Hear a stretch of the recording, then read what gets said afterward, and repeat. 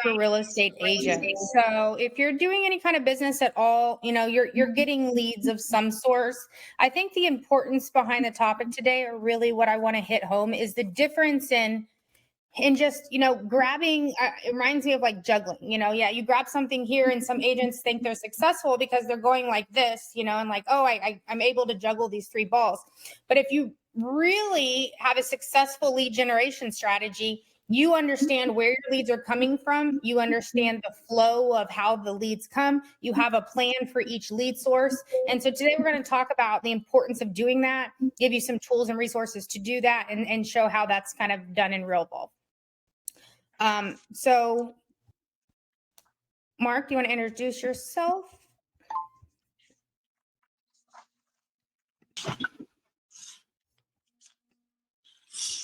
Did we lose Mark?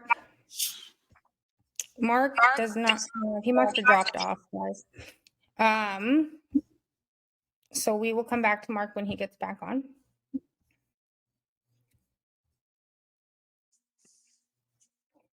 My name is Kendra Rouse. I am our manager of product and customer success. Just really work with you guys to make sure that you're set up for success in Realvolve and just in your real estate business in general. And we'll go over some of those best practices today. Again, we're going to be talking about lead generation strategies for real estate agents. Inside of the chat, I have put a link to a lead planning sheet.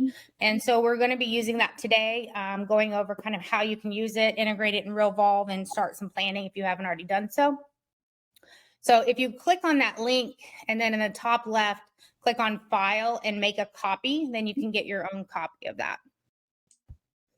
We record these office hours every Wednesday at 11 o'clock. And so if you want to access previous ones, we've got hundreds of topics on there. Just go to realvolve.com/office hours, and you can access the entire list of these previous office hours.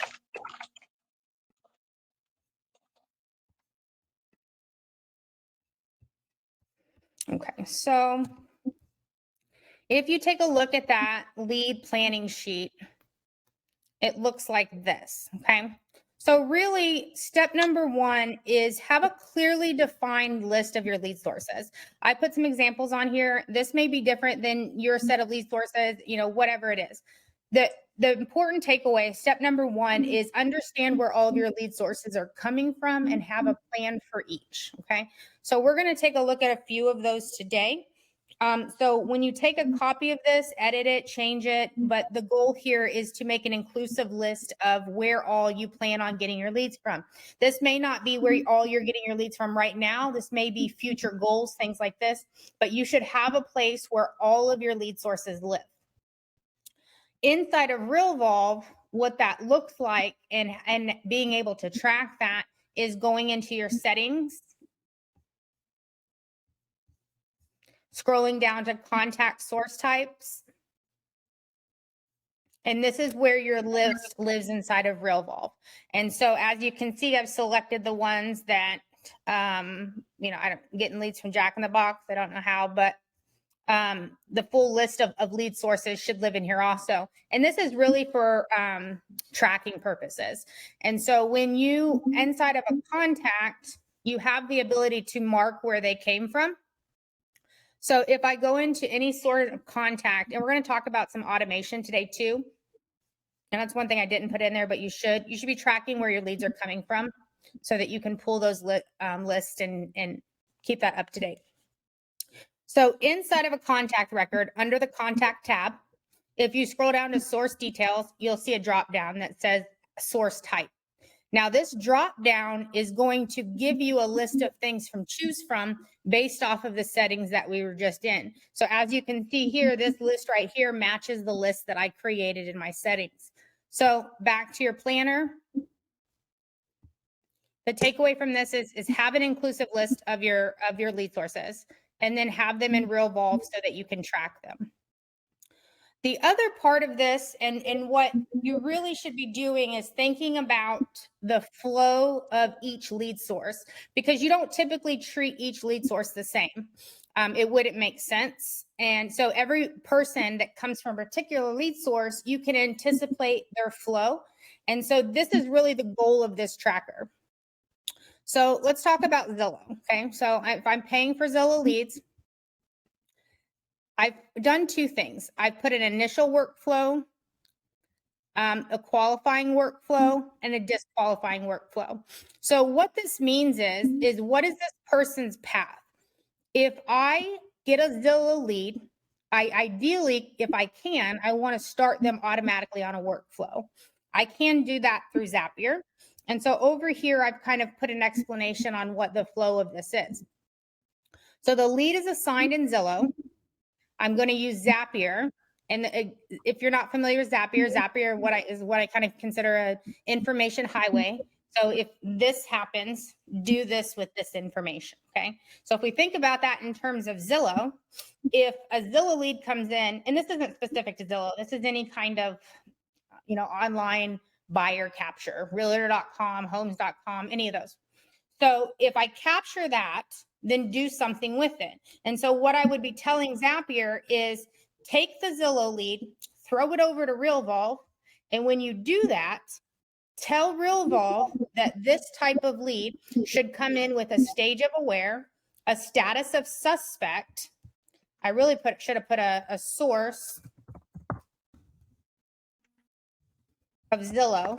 So the information throw can actually assign the source as well. And then also take that lead and start them on the new lead starter workflow. So this initial workflow means when I first get this person, what am I going to do with them? What is going to happen? Now you may decide that your processes, your workflows are called something completely different.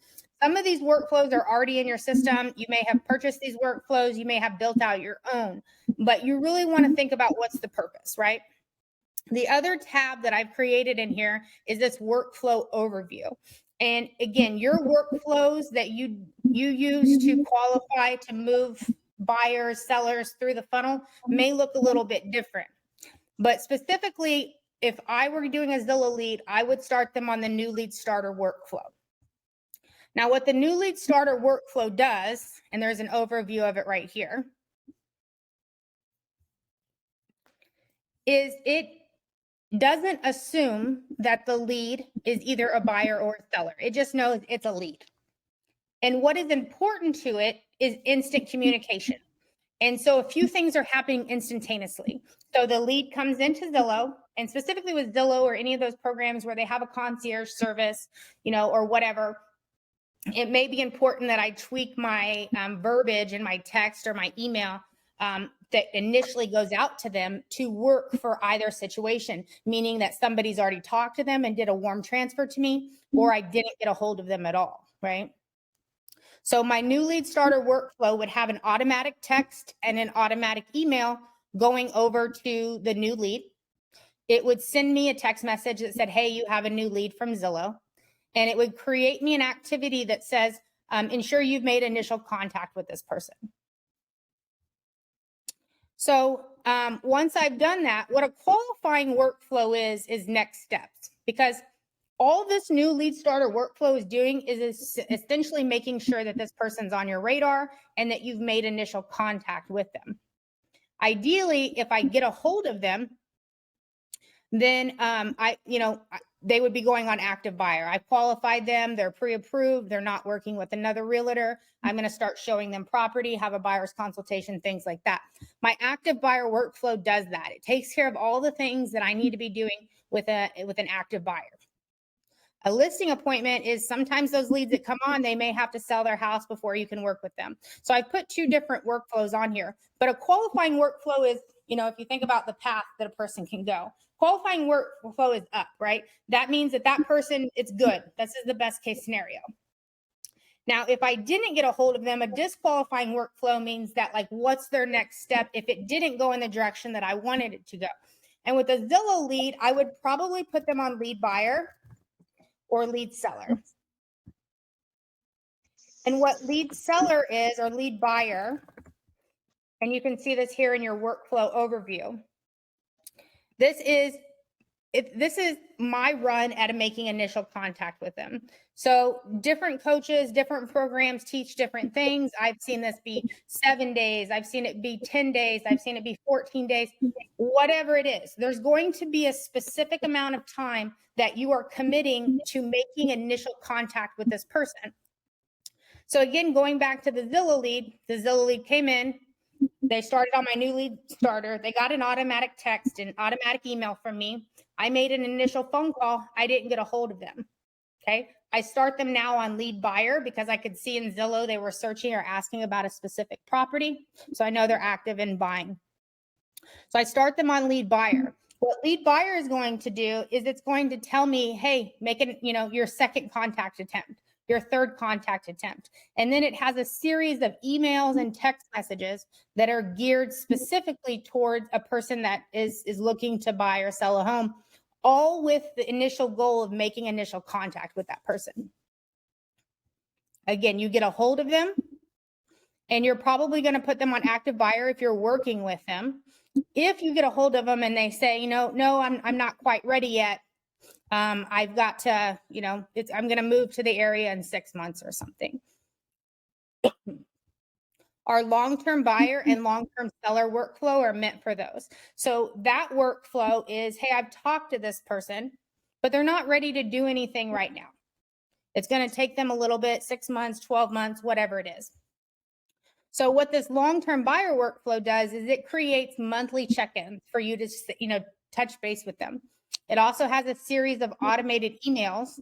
On the buy side, the long-term buyer is geared towards educating a potential buyer. On the sell side, it is geared towards educating a potential seller. So again, when somebody goes on a workflow, there's always a next step.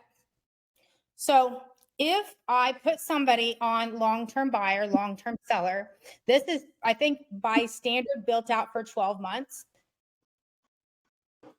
Excuse me. So you're always thinking, what happens at the end of that 12 months? Do they just fall off the earth and then I don't deal with them again? A lot of agents that they probably do. But the goal is to always think through the loop. I get a Zillow lead. I make initial contact with them. They tell me they're not ready yet. They go on long-term buyer. At the end of long-term buyer, do I just let them fall off the hook or do I implement one of these other things? And so kind of this catch-all, one of these catch-all workflows is your check-in workflows. These are very simple.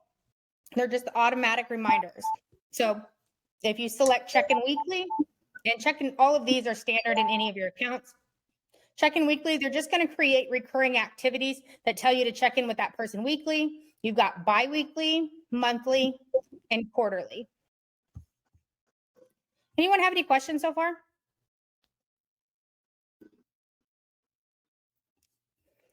Okay, so I think we might have lost Mark for a little bit.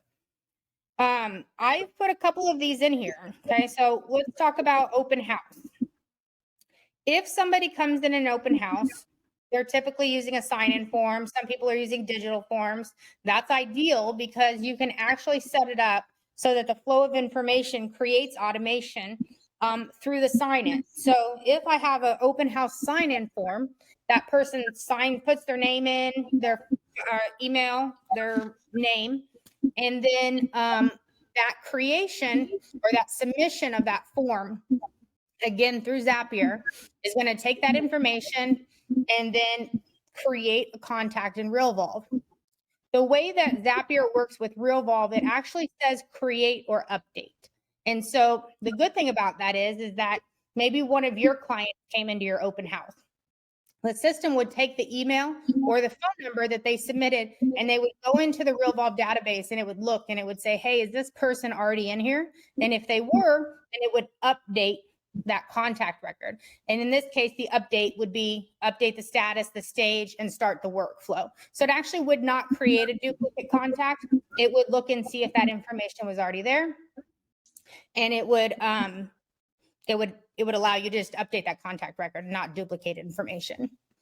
So anybody that signs in my open house, also Zapier, it is possible to do disqualifications, meaning that And if you're not familiar with Zapier, we actually have a Zapier setup department. So if that's services that you need us to do for you, you can just reach out to me at kendra@realvolve.com and I can get you information on that. Because I know that could be, if you're not familiar with it, something that can be a learning curve, but we definitely have services that can help you with that. So my open house people, they're automatically assigned on open house. Now, probably what I would do is inside of my form, I would have a question that says, are you actively working with a realtor or something like that? If that person puts no, then that's what qualifies them to come on my open house. If they put yes, I don't want to solicit other people's clients. And so that would disqualify them through Zapier from being on my open house workflow. If they'd selected no, they're going to come in, get started on the open house workflow. As you can see here, what's triggering that Zapier to do its job is the submission of the sign-in form. And so you could do this manually. If you had a paper login form, you would have to create the contact and then,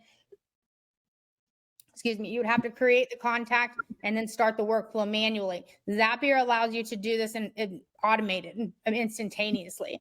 And so it's not you coming back 12 hours later, the next day, whenever you have time, and taking that paper list of people from the open house and manually entering them. It's just happening instantaneously. So as soon as they click submit, they've signed into your open house form. Zapier grabs that information and then it says, what do I do with it? And in this case, we said, take it over to Realvolve and do X, Y, and Z. In this case, assign stage, assign status, assign a source, and start a workflow. Now, my person on my open house workflow, and we have an open house workflow, but typically what this is it's an email saying, thank you for so much for attending the open house. It gets a follow-up so that you can call and ask if that person has interest in that house. And maybe if they don't, what's their criteria for looking at another house. And so it's basically thinking, how do I get this person from that open house to establish communication with them? And so, ideally that person could go from open house to active buyer or listing appointment and become a lead. Kind of the same thing with your IDX website versus Zillow, right? And the reason for that, the reason I'm assigning different workflows is because I'm thinking through where the lead came from and where they're at in the process. And so with Zillow, I don't know if they're a buyer or a seller. They're probably a buyer, very likely could have been a seller lead. I don't know, right? So I don't want to make that assumption. I don't want to send a very targeted buyer message to a seller.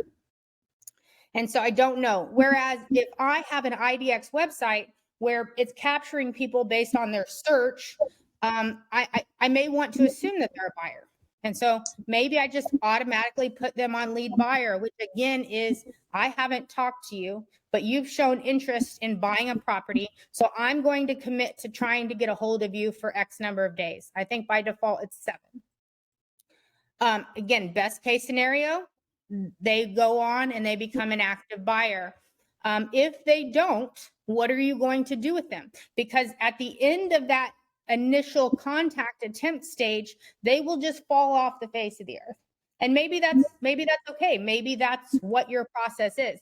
Because if I try to contact a buyer for 7 days and they don't answer the phone, what do I do with them? I have to think about what I do with them. Do I delete them out of my CRM? Do I put them on another workflow, like maybe monthly check-in or, something like bi-weekly check-in?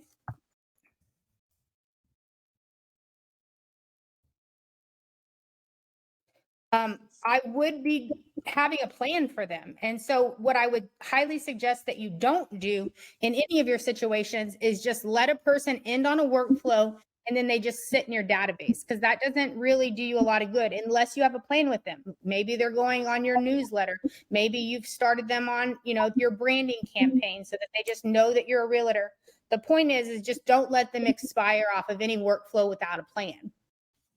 This is important too with your contract to close processes, because when you close that person out, one of the things that you should have on your contract to close workflow is a next step for your client. Okay, so we typically start those people on 10 year of contact nurture, which is going to celebrate their birthdays, home purchase anniversaries, and then create quarterly calls. So everybody should be on a workflow typically at any time. It's just a matter of understanding your own processes and how you're going to funnel information. If you are not familiar with automation or what you can do, I think one of the things that's important to keep in mind is the possibilities. So let's take floor call for an example.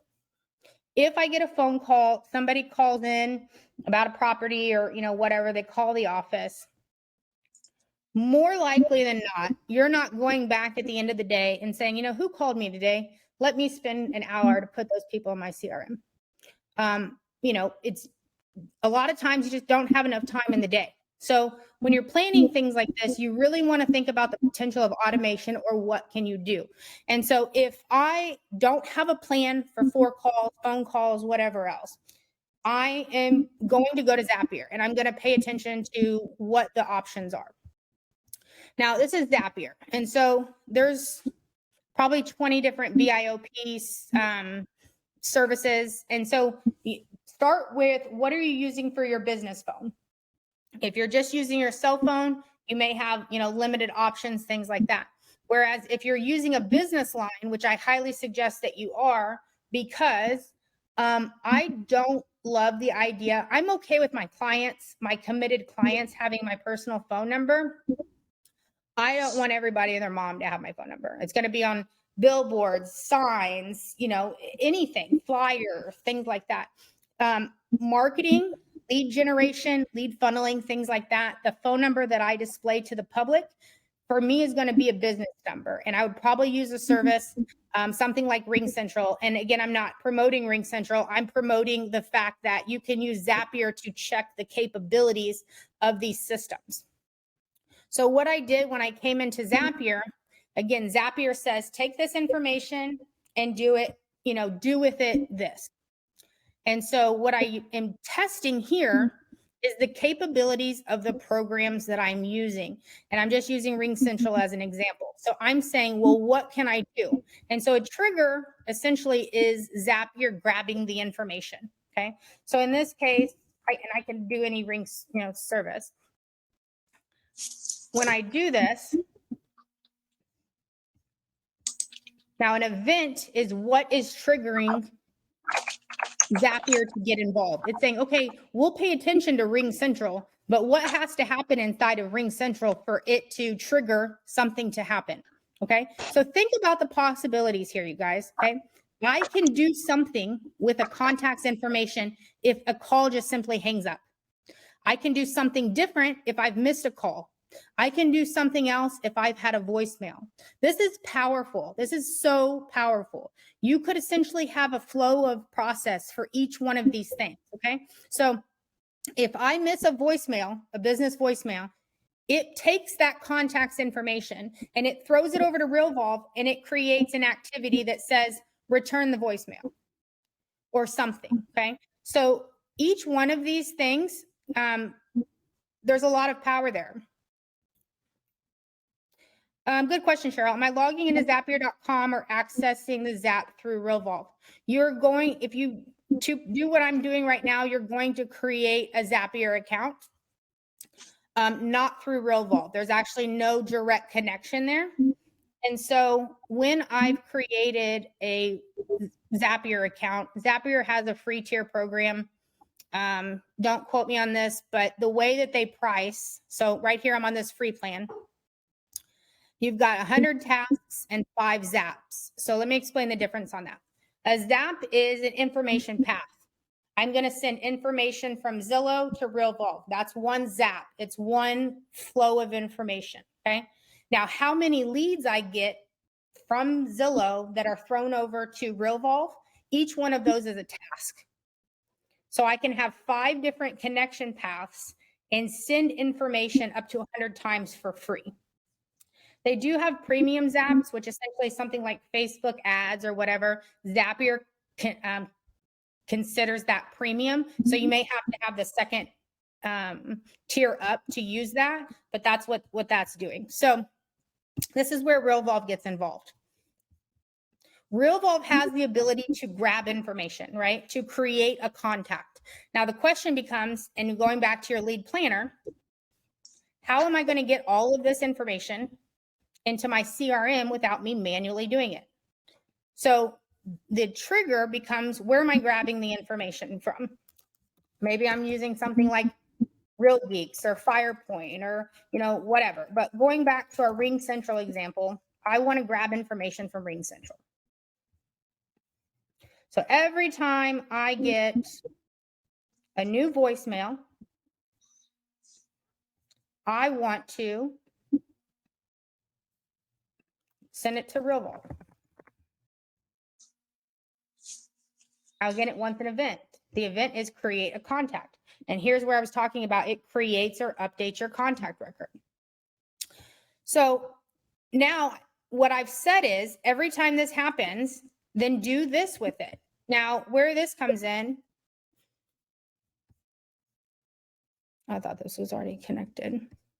Okay, so this will give you a good idea of what to do or how to connect this, okay? So if I'm trying to access Realvolve through Zapier, it wants the API key. So I'm going to go into my Realvolve account. I'm going to go into my settings, integrations,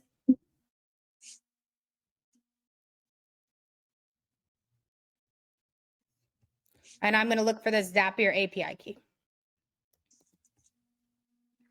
And come back over here, paste it in. I'm essentially giving Zapier permission to do things with my Realvolve account. Great, I've done that, okay? So now I'm going to hit continue. Now here's where the magic comes in. I get to tell Realvolve what to do with the information that it found, or what, in this case, I would need to connect to my thing, but where you're going to be empowered or limited here, or where you should be thinking about is what information do I have from the service that I'm grabbing information from. In this case, you may get a phone number, you may get a first name, your call service may be able to grab the first name, last name, phone number, things like that. Now, when I was saying inside of my lead planning that this is what I'm going to tell Zapier to do, that comes here, okay? So every single time that I get a new voicemail from Ring Central, then it should have and this doesn't make any sense, but you know what I mean? It would probably be voice call or whatever, depending on what your sources are. It wouldn't be farm. So you can say every time I get this type of lead, auto assign it a source for me. So it stores that information when it creates the lead inside of there. Now, here's where you can start your workflows. You can come in and say, okay, if this happens, then I want to start it on this workflow. And again, this workflow could be as simple as one task that says return the voicemail of this person that called you. It could be very specific. You could have a Ring Central voicemail workflow, depending on how detailed and things you want to be. Now, this probably wouldn't be good in this situation, but the difference in these two things right here, it allows you to start workflows based on whether Realvolve created a contact or it updated a contact. Because remember when we said Realvolve will look at two things. It will look at, does this email address or this phone number already exist in the CRM? If it does, do not create a new contact, just update this old contact. This can be super powerful when you want to ensure that your messaging is correct for people that are already in your database, okay? So if you get a Zillow lead from a person that's already a client because they're on there, just looking for property or things like that, your message to them would probably be different than a person that you've never spoke to before. And so you can make that distinction as to, is this a new contact or is this somebody that was already in my database? And what am I going to do with them? Record owner says, who is this going to be assigned to? And so in this case, as you can see here, I've got this is a dummy account. So this is the main team testing. And then we've got Lisa test. And so maybe all of my people that come in on voicemail are going to be assigned to Lisa.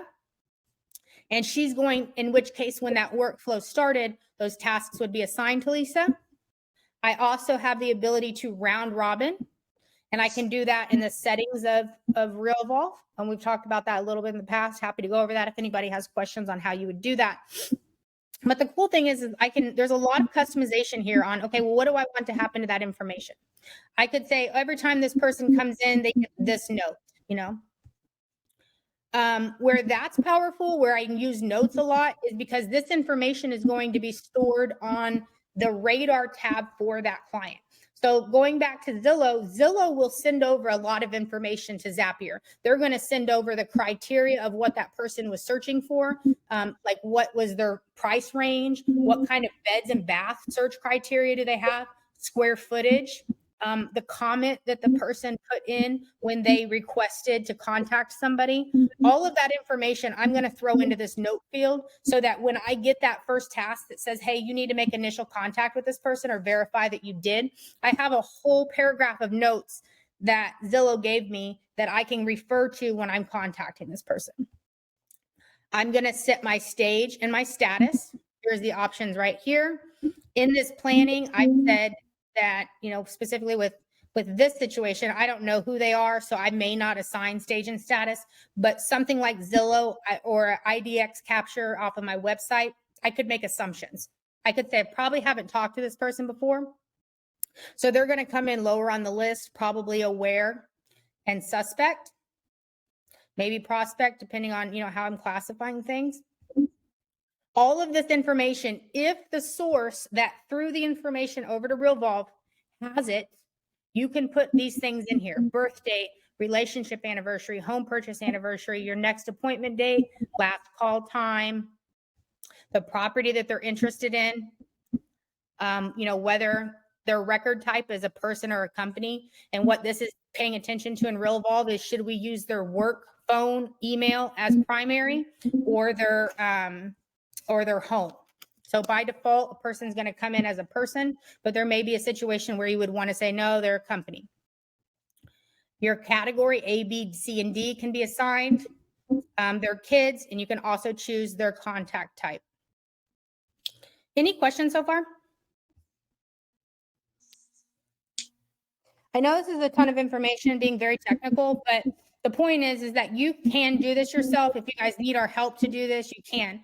But the goal here is, one, do you have a full list of all of your lead sources?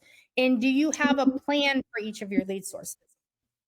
If you don't, my suggestion would be taking the one that you currently get the most leads from and building it out in its entirety so that it is as automated, as smooth, as predictable as possible. Once that's done, it's smooth, you've tested it, it's running, then move on to the next one. And then continue to build them out until you have every single lead source in a trackable, verifiable way.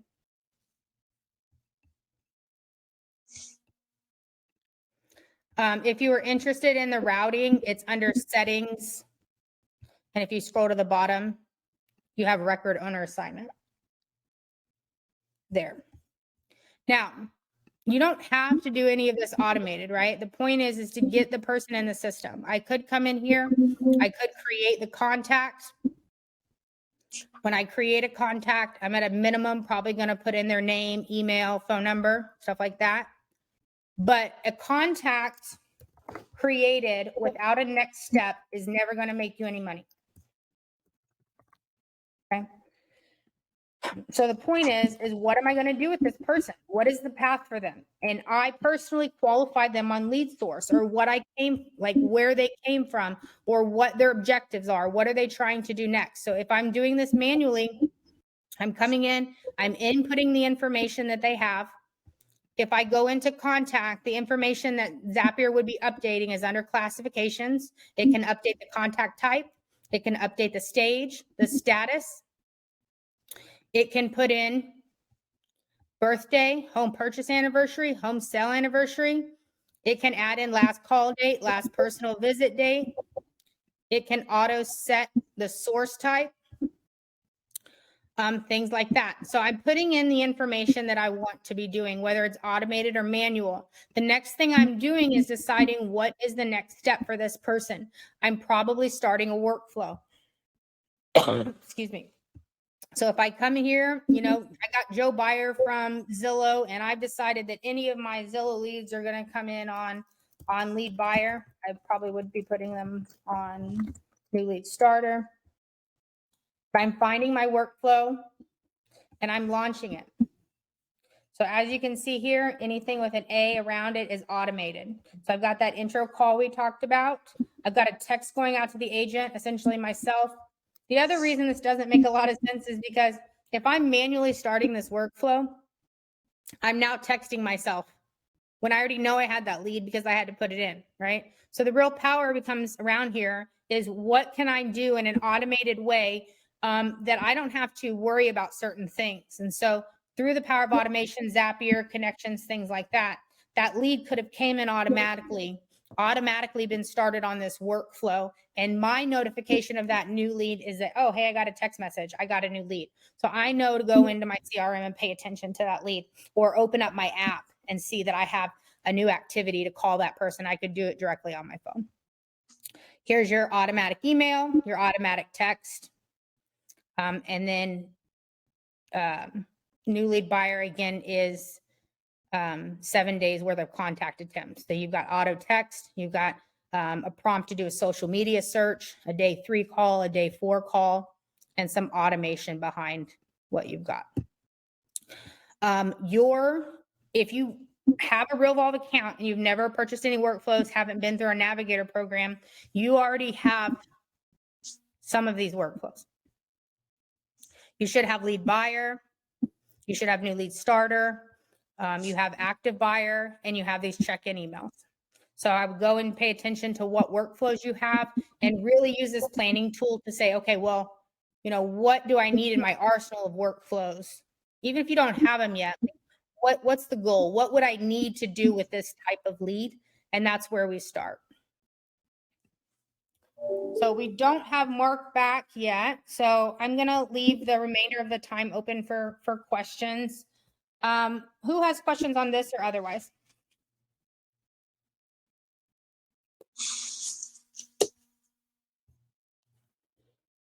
Quiet crowd. Did I lose you guys?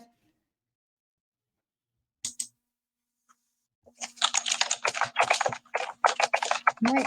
If you don't have any questions, then we'll go ahead and wrap it up. If you haven't already, go ahead and take your link or take a copy of that workflow planning. If you have any questions on how to use it or anything that we talked about today, just reach out. Okay. Hi, Kendra. Yeah. Cheryl here. This is not on this topic specifically, but in one of my workflows at the bottom, when I get to like on the lead nurture, at the bottom it says, do you want to edit a text? And it's got a choice of like spring things, fall. I don't know where those things are that it's saying, do you want to edit this? Do you know what I'm talking about? Is it on your check-in, your quarterly check-in on your nurture campaign? Yes. And it's at the bottom. I answer all of the questions. And then at the bottom, it says, do you want to edit? And there's like 5 or 6 choices down there, but I don't know where I'm supposed to go if I want to edit something. Yeah, let me show you on the front end so we can see what you're talking about. I might have an old version of this in this dummy account that I'm in, but it should show you what I'm talking about. Okay, you can see the screen, right? No, I cannot see the screen. It's coming up. Now I see the screen. Okay. All right. So you're running a 10-year lead nurture. 10-year lead. Let me start this real quick so I'll show you. Okay. And what I think you're talking about is quarterly touch activity. Yes. And then it has a checklist inside of it. It does, yeah. So there's a couple ways that you could, just in general, if you have a workflow, we typically have coded those workflows out, okay? So, and I'm sorry, I keep coughing, you guys. Let's take a look at one way that you could do that. if I have a new workflow, one of the main things that I need to ensure that I've done is edit the templates. And so at Realvolve, if you've purchased or have one of our workflows, it typically has a code. Like if you see tenure of contact nurture, it started off with 1RV10. The reason we do that is so that you can come in here under templates at the top here, put that code in, and easily access any of the templates that you have. Because if you don't do this, or you haven't edited your templates, you're constantly going to be rewriting or reinventing the wheel. And so when I type in 1RV10, I can see here that this is where these are, right? I've got my happy birthday email. I've got my home purchase anniversary email, my quarterly touches, things like that. So this is what I'm going to do initially one time. I'm going to make sure that the core of those, is the core of the message is there. Now I may need to edit it, tweak it, do something like that, which I'm going to show you. And I think this is how you're accessing it, but I definitely want to be editing or taking a look at all of my templates at least one time. So I have done that part, but okay, so let's see, if you scroll down there. So if you had checked all of the boxes. Yeah, it'll give you options. I'll show you what to do in just a second. And then I get to save and close. See, that last one at the bottom is what I'm asking about. Take the time to edit the text and emails so they get a personalized message from you. I think that's what I'm talking about. Yes, those, I don't know where those are. So one, they are here, right? They're in the back. And you said you've done that initially one time. So what it's telling you is, hey, don't just blindly send this. Like maybe, hey, let's take a look at it. Okay. So if I've decided, and the reason for this, it's saying, hey, here's all these templates. You wouldn't want to send all of them. If I wanted to send 2 of them, I could check multiple ones. But it's saying, pick your poison. Like, what do you want to do with this specific person? And I'm going, I'm going to send him a home care email. So because of the way I've set this up, these emails are sent manually with preview. And so when I hit run, it's going to say, hey, do you want to just blindly send the message or do you want to edit it? And so when I click on edit, it's going to give me access to this and I can change it. If I make changes in this view, I'm just making it for this one email. I'm not changing the template. Okay. And then I can hit send message. That makes perfect sense. I've been afraid to hit run every single time because I didn't want it to go out. I'm like, I don't know what's going to happen when it runs. Yeah. The only way you're going to get yourself in trouble with that, and I'll kind of just show you on the back end what that looks like. I think I just hit stop share again. I'm back to your face again.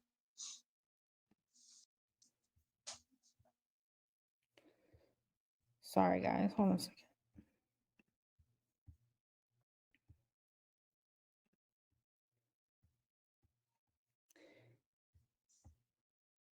I know that workflow is set up to be manual with preview because I'm one of the people that built it, but you may not. You may have created your own workflow. This thing keeps kicking me out. I'm sorry. Hold on just a second. I can tell you I did not create my own workflow because they terrify me. I just use what's there. Okay. So but this is an important thing because, you want to be confident in what you're sending. And if you're scared to hit that, this is where that lives. And so I want to show you what's making that determination. Is it showing you my screen? It's now coming up. This thing's being weird today. Okay. So under tenure of contact nurture. It's still coming up. You can't see my. Yes, now it's up. Okay. All right. So I've come over. I'm in my workflows. I found the workflow that I want to check how it's built. I've clicked on it and I can see over here there's 10 tasks. Right. So if I scroll down, specifically, I'm paying attention to this. This is the activity we were talking about, the quarterly. So if I scroll down, each one of these actions, I can tell it how to act. And in this case, this checking in email, if I click on it, I can see here it says send manually with preview. Okay. So here's my options, right? I can send manually with preview, send manually without preview. I've never used that one. I don't want to willy-nilly send things. I always like to take a look at them. You choose send automatically. It would send it automatically without you doing anything. Things like that is important for like the new lead starter where you want an automatic text to know you just got a new lead. Things like that wouldn't be great in this situation. And then send immediately is as soon as this workflow is started, it needs to go out. Okay. So if you're ever kind of just questioning how something's built, check the activity and look under the actions. Okay. But if you have one of ours, and if it's one of our workflows, the only time it's going to be sent automatically is if you see an A with parentheses around the title. Okay. That means it's going to happen automatically.